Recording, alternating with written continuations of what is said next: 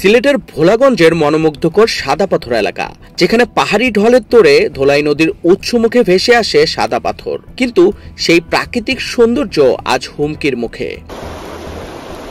অভিযোগ উঠেছে স্থানীয় প্রশাসনের কিছু অসাধু ব্যক্তির যোগসাজশে এই এলাকা থেকে বছরের পর বছর অবৈধভাবে পাথর উত্তোলন চলছে।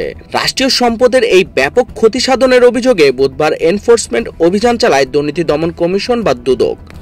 দুদকের জনসংযোগ বিভাগের উপপরিচালক মোহাম্মদ আক্তারুল ইসলাম জানিয়েছেন, সিলেট জেলা সমন্বিত কার্যালয়ের কর্মকর্তারা ঘটনাস্থলে অভিযান চালাচ্ছেন এবং অভিযান শেষে বিস্তারিত জানানো হবে। প্রায় 5 একর জায়গা জুড়ে পর্যটকদের ভিড়ে মুখর ছিল এই ভোলাগঞ্জ সাদা পাথর স্পট, কিন্তু গত 1 বছরে অবাধে পাথর লুটের কারণে সৌন্দর্যমণ্ডিত এই এলাকা এখন ধ্বংসস্তূপে পরিণত হয়েছে। স্থানীয়রা বলছেন, এভাবে চলতে থাকলে প্রাকৃতিক সম্পদ, পর্যটন সম্ভাবনা ও পরিবেশ সবই ধ্বংস হয়ে যাবে। 5 বছর আগে যে এরকম সৌন্দর্য ছিল, কিন্তু বর্তমানে এরকম সৌন্দর্য নাই। কিন্তু আগের তুলনামূলক কিন্তু এখন বর্তমানে অনেক খারাপ দেখা যাচ্ছে। 5 বছর আগে যখন আসছে দেখা খুব সুন্দর লাগলো। এখন কি দেখছেন আসলে এখানে? এখন কি বালি, শুধু বালি। আগে পাথর ছিল, কত সুন্দর লাগতো, কিন্তু এখন পাথর নাই। আসলে পাথরগুলা কারা নিছে? এগুলো তো বহিরাগত মানুষ কিছু আছে, সব জায়গারই মানুষ আছে, মানে বাংলাদেশের বাংলাদেশ সব জায়গারই মানুষ কিন্তু আছে।